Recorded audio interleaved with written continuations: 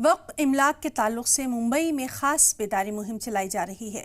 वक्फ इमलाक से जुड़े लोगों को इसके तई बेदार किया जा रहा है। वक्फ इमलाक को उम्मीद पोर्टल पर रजिस्टर कराने की अपील की जा रही है ताकि मुस्तकबिल में किसी किस्म की परेशानी का सामना न करना पड़े। इस मुहिम के तहत जालना की यूनुस मस्जिद में एक रहनुमाई प्रोग्राम का इनेकाद किया गया।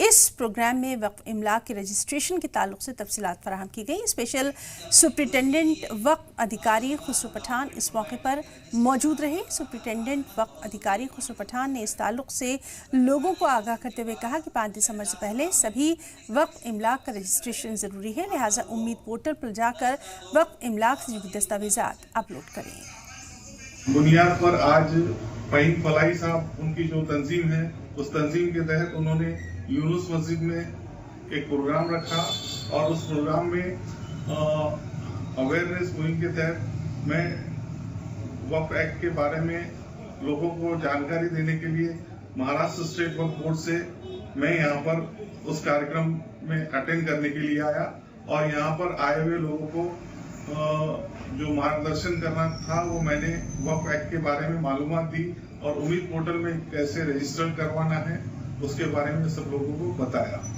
अगर प्रॉपर्टी लिटिगेशन में जाएंगी तो वो प्रॉपर्टी पे हक गवर्नमेंट का हो जाएगा और फिर आपको वो दुश्वारियों का सामना करना पड़ेगा।